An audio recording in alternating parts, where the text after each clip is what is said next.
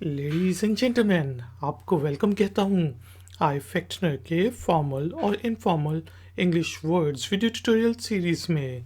चलें सीखते हैं कुछ ऐसे फॉर्मल वर्ड्स जो सिर्फ हम फॉर्मल इंग्लिश में बोलते हैं, मसलन ऑफिस में, हॉस्पिटल में या फिर कॉन्फ्रेंसेस में, और उनके अल्टरनेटिव इनफॉर्मल इंग्लिश वर्ड सीखते हैं जो कि हम किसी भी जगह पर बोल सकते हैं। दोनों का मीनिंग सेम होता है, लेकिन एक को हम फॉर्मल इंग्लिश वर्ड्स के बैनर के नीचे लेके आते हैं और दूसरे जो हैं वो इनफॉर्मल इंग्लिश के लिए बोले जाते हैं। तो शुरू करते हैं जी आज का वीडियो ट्यूटोरियल। दोस्तों, हमारे पास पहला जो पेयर ऑफ वर्ड्स हैं वो है वेकेंट और एम्प्टी। वेकेंट और एम्प्टी दोनों का मीनिंग होता है खाली। ठीक है जी, जिससे अगर कोई कमरा खाली है तो फॉर्मल इंग्लिश जब हम बोल रहे होंगे, ऑफिस रूम के बारे में बात कर रहे होंगे, तब हम कहेंगे वेकेंट ऑफिस रूम। लेकिन घर में हम बात कर रहे हैं तो हम कहेंगे एम्प्टी रूम। यहाँ पे जो हमारे पास एग्जाम्पल सेंटेंस है दोस्तों वो है is there a vacant room in this hotel. आप एक होटल में गए और आपने वहाँ जाके पूछा कि क्या होटल में कोई कमरा खाली है, तो आप पूछेंगे is there a vacant room in this hotel. जबकि इनफॉर्मल इंग्लिश में हम कह सकते हैं द बॉक्स इज एम्प्टी। यार ये डब्बा तो खाली है, ये डब्बा तो खाली है, द बॉक्स इज एम्प्टी। तो दोस्तों, हमने देखा कि वेकेंट और एम्प्टी दोनों का मीनिंग खाली होता है, लेकिन वेकेंट फॉर्मल इंग्लिश और एम्प्टी इनफॉर्मल इंग्लिश। इसी तरह वेल्दी फॉर्मल इंग्लिश वर्ड है और रिच आमतौर पे हम इनफॉर्मल इंग्लिश वर्ड के तौर पर यूज़ करते हैं। दोनों का मीनिंग होता है अमीर, दौलतमंद, जिसके पास बड़े पैसे हों। ठीक है जी, जैसे हम कह सकते हैं he belongs to a wealthy family. अब हम किसी लेट सपोज मिनिस्टर के बारे में बात कर रहे हैं किसी कॉन्फ्रेंस में बैठ के या ऑफिस रूम में बैठ के, तो हम कहेंगे कि उसका ताल्लुक एक अमीर फैमिली से है, he belongs to a wealthy family. जबकि हम वैसे ही बात करें यार बड़ा अमीर है यार वो, हम कहेंगे ही इज़ रिच, वो अमीर है, ही इज़ रिच। तो दोस्तों, वेल्दी जो है वो फॉर्मल इंग्लिश वर्ड और रिच जो है इनफॉर्मल इंग्लिश वर्ड है। इसी तरह हमारे पास है जी रिपेयर और मेंड। रिपेयर और मेंड दोनों का मतलब होता है मुरम्मत करना। कोई चीज़ टूट गई है उसको रिपेयर करना, उसकी मुरम्मत करना, उसे जोड़ना। ठीक है जी, जैसे मैं एक मोबाइल रिपेयरिंग शॉप का मालिक हूँ, तो आप मेरे पास आते हैं, कहते हैं यार ये जो है मोबाइल टूट गया यार, इसको फिक्स कर दो यार। तो मैं उसको फिक्स करता हूँ और आपको कॉल करके कहता हूँ sir your mobile has been repaired. आपका मोबाइल जो है वो रिपेयर कर दिया गया है, your mobile has been repaired. इसी तरह मैं मोची के पास जाता हूँ तो मैं उससे पूछता हूँ यार ये मेरा शूज़ फट गया, या मतलब इसको मुरम्मत कर सकते हैं, तो मैं उसको कहूँगा can you mend my shoe. Can you mend my shoe, क्या आप मेरा शू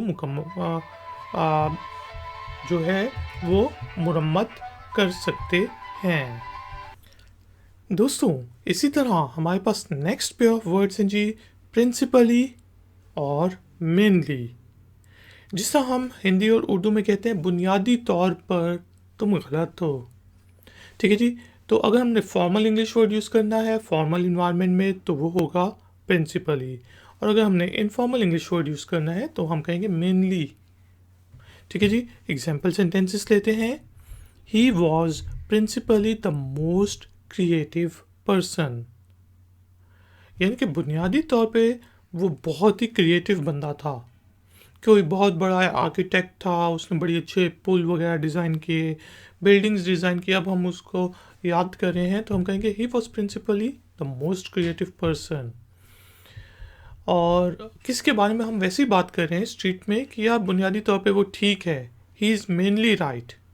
अब कहते हैं यार उसने मुझे ये कहा बिल्कुल ही गलत किया। मैं कहता हूँ नहीं यार, ही इज़ मेनली राइट, वो ज़्यादातर बुनियादी तौर पर ठीक है।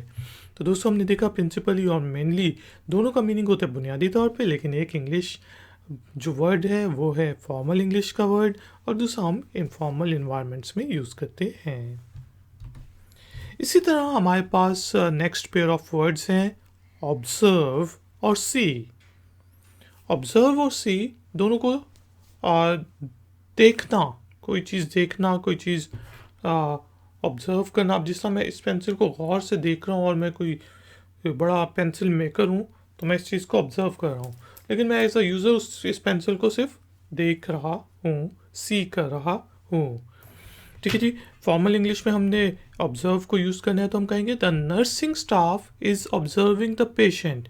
नर्सिंग स्टाफ पेशेंट को देख रहा है, ऑब्जर्व कर रहा है। The nursing staff is observing the patient. Informal English word में हम कहेंगे या आई कैन सी यू यार, आई कैन सी यू, मैं तुम्हें देख सकता हूँ।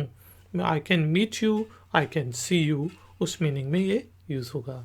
तो ऑब्जर्व और सी यहाँ पे जो है देखने के मीनिंग में हमने देखा कि दोनों का मीनिंग होता है देखना, लेकिन observe formal English word, see informal English word. Next pair of words oppose और go against. Oppose formal English word, go against informal English word, दोनों का मीनिंग होता है मुखालफत करना, अपोज करना। जिस तरह मैं आपसे पूछ सकता हूँ कि यार हम मीटिंग में हैं और मैंने कोई प्रपोज़ल दिया है कि हमें ये काम करना चाहिए, इस तरह करना चाहिए, तो आप उसकी मुखालफत कर रहे हो, तो मैं आपसे पूछूंगा मीटिंग के दौरान फॉर्मल इंग्लिश वर्ड यूज़ करते हुए why are you opposing my proposal. कोई अपने पॉइंट्स तो बताओ ना, आप मेरे प्रपोज़ल को क्यों अपोज कर रहे हो। Why are you opposing my proposal.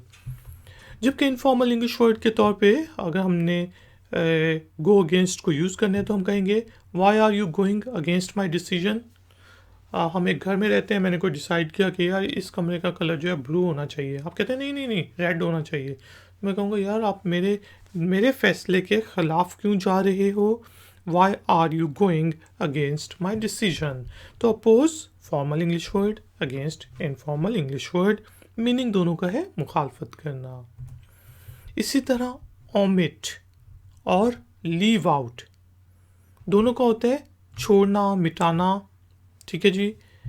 Omit जो है वो ज़्यादातर हम फॉर्मल इंग्लिश वर्ड के तौर पे यूज़ करते हैं, leave out informal English word के। यहाँ पे हमारे पास एग्जाम्पल सेंटेंसेस हैं। Let's omit point number 4 from the minutes of meetings. हमारी एक मीटिंग हुई थी पूरे ऑफिस की, उसमें मैंने मिनट्स ऑफ मीटिंग बनाए, उसमें से पॉइंट 4 जो है वो थोड़ा सा कंट्रोवर्शियल लग रहा है, तो आप मुझे कहते हैं यार ये जो 4 नंबर पॉइंट है ना मिनट्स ऑफ मीटिंग का, जो तुमने नोट्स बनाए हैं उनको हटा दो, ठीक है, उसको छोड़ दो। Let's omit point number 4 from the minutes of meetings. इसी तरह हम दोस्तों की पार्टी कहीं पे जा रही है, कोई सैर सूर करने, तो मैं कहता हूँ यार मैं तेरा नाम जो है ना निकाल दूंगा, छोड़ दूंगा। I will leave your name out of the list, कि मैं लिस्ट में से तुम्हारा नाम निकाल दूंगा। I will leave your name out of the list. तो ओमिट और लीव आउट दोनों का मीनिंग होता है निकालना, छोड़ देना, लेकिन ओमिट ज़्यादा formal English word, leave out informal English word. इसी तरह हमारे पास पेयर ऑफ वर्ड्स हैं जी इमेच्योर और चाइल्डिश। दोनों का मीनिंग जो होता है वो होता है बचकाना। कोई बच्चों वाली हरकतें कर रहा हो, यार तू बच्चों वाली हरकतें क्यों कर रहा है, बचकाना हरकतें क्यों कर रहा है, उससे मीनिंग में यूज़ होता है इमेच्योर एटीट्यूड। ठीक है जी। तो इमेच्योर जो है वो फॉर्मल इंग्लिश वर्ड है, चाइल्डिश जो है इनफॉर्मल इंग्लिश वर्ड है। जैसा कि his attitude towards work is immature. हमने एक नया एम्प्लॉय हायर किया, उसका एटीट्यूड इतना अच्छा नहीं है, बच्चों वाली हरकतें करता रहता है, कभी किसी के सर पे थप्पड़ मार दिया, कभी शोर करने लग गया, कभी फ़ोन पे बात करने लग गया, तो हम कहेंगे कि उसका काम की तरफ जो रवैया है वो बचकाना है। His attitude towards work is immature. लेकिन हमने वैसे ही किसी बड़े अपने दोस्त के बारे में बात करनी है, हम कहेंगे यार वो तो है ही बच्चा, उसका तो बिहेवियर ही बच्चों वाला है, तो हम कहेंगे his behaviour is childish. His behaviour is childish, उसका जो बिहेवियर है वो बच्चों वाला है। तो इमेच्योर और चाइल्डिश दोनों का मीनिंग होता है जी बचकाना, लेकिन इमेच्योर फॉर्मल इंग्लिश वर्ड और चाइल्डिश इनफॉर्मल इंग्लिश वर्ड के तौर पे यूज़ होता है। दोस्तों इसी तरह हमारे पास है जी परहैप्स और मे बी। दोनों का मीनिंग होता है शायद। शायद वो मुझसे प्यार करती है, वो वाला शायद। तो यहाँ पे परहैप्स जो है वो फॉर्मल इंग्लिश वर्ड है और मे बी जो है वो इनफॉर्मल इंग्लिश वर्ड के तौर पे ज़्यादा यूज़ होता है। तो हम पूछ रहे हैं यार वो ऑफिस की मीटिंग हो रही है तो तुम वहाँ जाओगे, मुझसे आप पूछ रहे हो। तो मैं कहूँगा perhaps I will go there, perhaps I will attend the meeting, कि शायद मैं मीटिंग अटेंड करूँगा। ठीक है जी। लेकिन अगर इनफॉर्मली मैंने कहना है तो मैं कहूँगा मे बी तुम ठीक हो, maybe you are right, maybe you are right, या शायद वो मुझसे प्यार करती है, maybe she loves me. ठीक है, उस इनफॉर्मली जब हमने बात करनी है। तो दोस्तों हमने देखा परहैप्स और मे बी दोनों का मीनिंग होता है शायद। Perhaps formal English word, may be informal English word. Positive, good, दोनों का मीनिंग होता है अच्छा। पॉजिटिव फॉर्मल इंग्लिश वर्ड के तौर पे यूज़ करते हैं, गुड इनफॉर्मल इंग्लिश वर्ड के तौर पे यूज़ करते हैं। जैसा कि माई फीडबैक इज़ पॉजिटिव, आपने मुझे कोई रिपोर्ट सबमिट की, मैं टीचर हूँ आपका, मैंने चेक किया तो आप पूछते हैं सर वो रिपोर्ट का क्या बना, तो आपका क्या फीडबैक है, तो मैं कहूँगा माई फीडबैक इज़ पॉजिटिव, मेरा फीडबैक अच्छा है।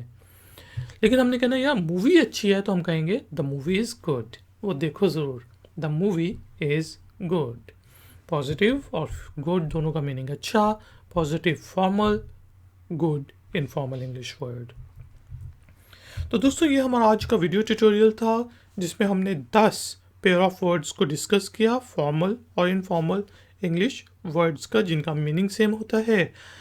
प्लीज़ वीडियो को लाइक ज़रूर करें, वीडियो को शेयर ज़रूर करें, और अगर आप नए हैं तो मेरे चैनल को सब्सक्राइब करके घंटी वाले बटन को दबा दें ताकि मैं जब भी ऑनलाइन आऊँ या कोई नई वीडियो अपलोड करूँ तो आपको मैसेज मिल जाए।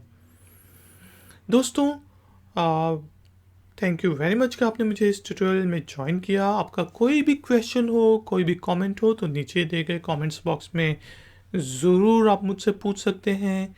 मिलेंगे एक और नए ट्यूटोरियल में। Until then, take care, keep learning, keep enjoying. Good day.